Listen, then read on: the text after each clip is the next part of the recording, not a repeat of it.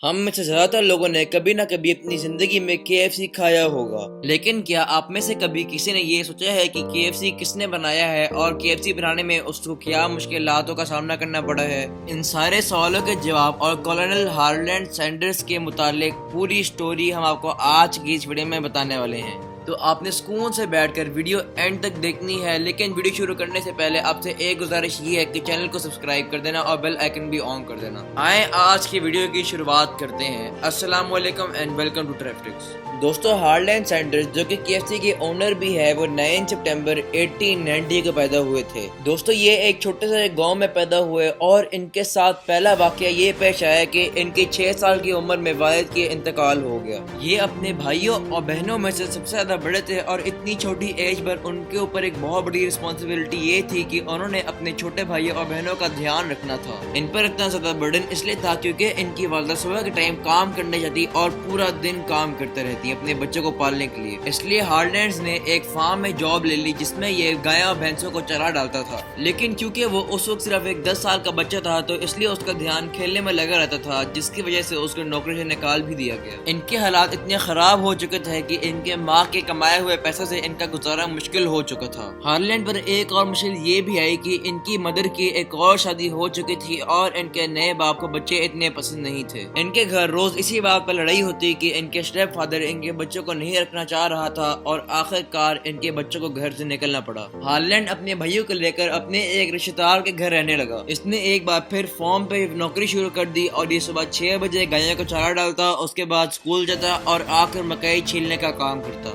लेकिन इसके बाद इसके ऊपर एक और मुश्किल ये आई कि स्कूल वालों ने इसको स्कूल से ही निकाल दिया। ये इस फार्म पर नौकरी करते रहे, लेकिन 16 साल की उम्र पर आके इनके यहाँ गुजारा मुश्किल होना शुरू हो गया। इसलिए उन्होंने यहाँ एक और कदम ये लिया कि उन्होंने आर्मी ज्वाइन कर ली, लेकिन वो सिर्फ 16 साल के थे और इसकी वजह से उन्होंने झूठ बोला कि वो 18 साल के हैं। इसके एक साल बाद उनका सच सबके सामने आ गया और उनको अपनी नौकरी से फायर करवा दिया गया। 17 साल की उम्र में इनकी शादी जोसेफीन नामी एक लड़की से हुई, लेकिन आगे जाके इस लड़की ने इनको इसलिए छोड़ दिया क्योंकि इनका एक प्रॉपर करियर नहीं था और ये हर अगले दिन नई जॉब करना शुरू कर देते थे। 1924 में Kentucky oil and gas company ने इसको ये डील दी कि इनका एक गैस पंप चलाए और इस पर यह खुशी खुशी राजी हो गया क्योंकि उसके पास उस वक्त कोई जॉब ही नहीं थी। अब इस वक्त इनके साथ एक और मसला ये पेश आया कि पूरी दुनिया में ग्लोबल रिसेशन आ चुका था, जिसकी वजह से इनका ये बिजनेस फेल हो गया। गैस स्टेशन तो इससे ले लिया गया, लेकिन 40 साल की उम्र में शेल वालों ने इसको एक नया गैस स्टेशन की मैनेजमेंट की जॉब दे दी। अब इसने यहाँ एक बार फिर कस्टमर केयर शुरू कर दी और ये आने वाले कस्टमर्स को स्पेशल खाने खिलाता था और इनमें से एक खाना फ्राइड चिकन भी था।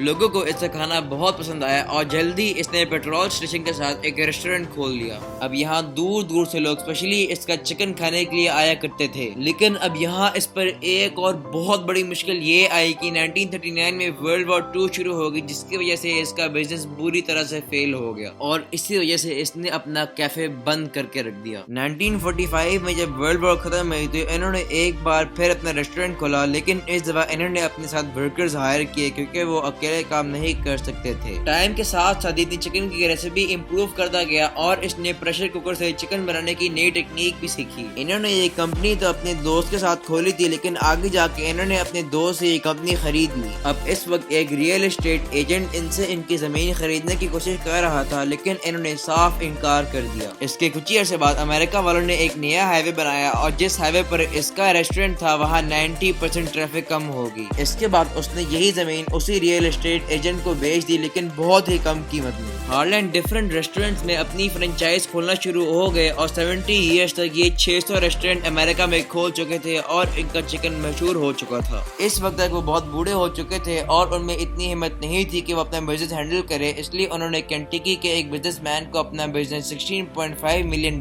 का बेच दिया। यहाँ इनमें डील ये हुई कि KFC के लोगों में कर्नल हार्लैंड भी आएंगे और टीवी इंटरव्यूज पर भी यही जाएंगे। इसके बाद हार्लैंड ने जिस बंदे को KFC बेचा था उसने रेसिपी थोड़ी सी चेंज कर दी, जिसके बाद हार्लैंड बहुत गुस्सा आया और उन्होंने इस पर केस भी किया, लेकिन इसका कोई फायदा ना हुआ और इसी वजह से इसने अपनी बीवी के नाम पर एक नया रेस्टोरेंट खुलवा दिया, लेकिन ये भी आगे जाकर एक कोर्ट केस की वजह से बंद करना पड़ गया जो कि KFC वालों ने ही इसके ऊपर की थी। इसके बाद हार्लैंड ने रेस्टोरेंट का नाम चेंज कर दिया और इसका नाम क्लाउडिया सैंडर्स डिनर हाउस रख दिया गया और आज सिर्फ यही एक ऐसा रेस्टोरेंट है जहाँ ऑथेंटिक KFC मिलता है। दोस्तों कैसे लगी आपको आज की ये वीडियो कमेंट्स बॉक्स में जरूर बताना। अगर आप चैनल को सपोर्ट करना चाहते हैं तो वीडियो को लाइक और चैनल को सब्सक्राइब करना ना भूलना। मिलते हैं अगली वीडियो में। अल्लाह हाफिज।